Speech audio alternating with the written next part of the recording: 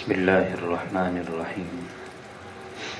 نحمده ونصلي على رسوله الكريم أما بعد عن عائشة رضي الله تعالى عنها أنها كانت مع رسول الله صلى الله عليه وسلم في سفر فسبقته على رجلي فلما حملت اللحم سابقته فسبقني فقال هذه بتلك السبقة او كما قال سيدنا رسول الله صلی اللہ علیہ وسلم۔ حضرت عائشہ صدیقہ رضی اللہ تعالی عنہ سے روایت ہے، فرماتی ہیں کہ میں ایک مرتبہ رسول اللہ صلی اللہ علیہ وسلم کے ساتھ ایک سفر میں تھی، تو اس سفر کے دوران میں رسول اللہ صلی اللہ علیہ وسلم سے میں نے مقابلہ کیا پیدل دوڑ لگانے کا۔ تو اس دوڑ لگانے کے مقابلے میں رسول اللہ صلی اللہ علیہ وسلم سے جیت گئی۔ پھر دوسری مرتبہ سفر کا اتفاق ہوا، لیکن دوسری مرتبہ میں فرماتی ہیں کہ میں تھوڑی سی بھاری ہو گئی تھی۔ اب جب دوسری مرتبہ مقابلہ ہوا تو رسول اللہ صلی اللہ علیہ وسلم مجھ سے جیت گئے، اور آپ نے فرمایا عائشہ یہ جو تمہاری ہار ہے یہ پچھلی والی جیت کا بدلہ ہو گیا، پہلے تم جیتی تھی اور اب میں جیت گیا، برابر ہو گیا۔ بیویوں کے ساتھ حسن معاشرت اور ان کا دل خوش کرنے کی یہ نہایت اعلیٰ اور زبردست مثال ہے۔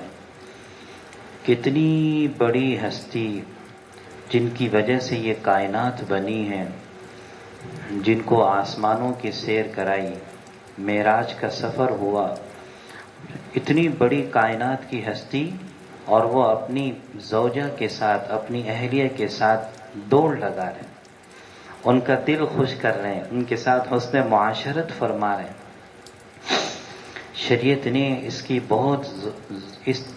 اس پر بہت زور دیا ہے کہ گھر والوں کے ساتھ خوب اچھے طریقے سے رہا جائے،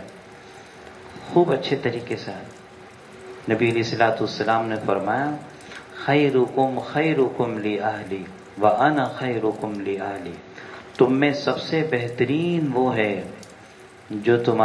جو اپنے گھر والوں کے ساتھ بہترین ہو، اور میں تم میں سب سے زیادہ اپنے گھر والوں کے ساتھ بہترین ہوں، میں بہت اچھا سلوک رکھتا ہوں اپنے گھر والوں کے ساتھ۔ اور ایک موقع پہ فرمایا اکمل المؤمنین ایمانا احسنهم خلقا والطفهم اہلها، کہ تم میں کامل ایمان والا، مکمل ایمان والا وہ ہے جس کے اخلاق اچھے ہوں اور جس کا اپنے گھر والوں کے ساتھ اچھا سلوک ہو، اس کا ایمان مکمل ہے۔ اس کا ایمان یعنی مومن کے کمال ایمان کا تقاضا ہی یہی ہے کہ وہ اپنے گھر والوں کے ساتھ بہترین حسن معاشرت رکھے، ان کے ساتھ بہترین سلوک رکھے۔ اب شادی کے بعد جس کے ساتھ سب سے زیادہ رہنا ہوتا ہے وہ بیوی ہے، تو ظاہر ہے نوک جھوک تو ہوتی رہے گی، آپس میں کھٹ پٹ تو رہے گی۔ تو اب جب دل میں کچھ نہ کچھ میل آ جائے، کدورت آ جائے، تو اس کا نبی علیہ الصلوۃ والسلام نے علاج بھی بتایا۔ آپ نے فرمایا لا یفرق مؤمن مؤمنۃ ان کرہ منہا خلقا رضی منہا آخر،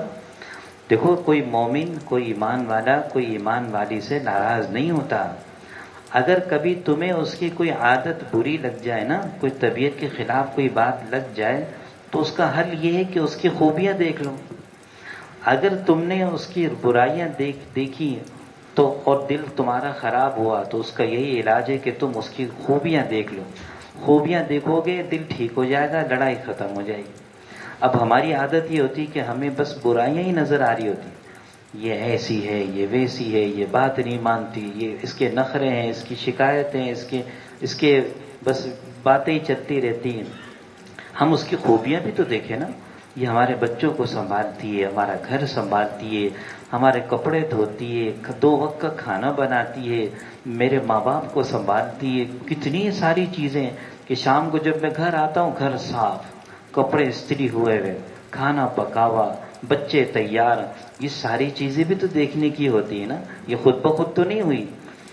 تو یہ بہت اچھا علاج ہے کہ اگر کبھی کوئی نقص نظر آ جائے تو فوراً اس کی خوبیاں تلاش کر کے وہ دیکھو گے تو تمہارا دل ٹھیک ہو جائے گا۔ اللہ تعالیٰ ہم سب کو عمل کرے۔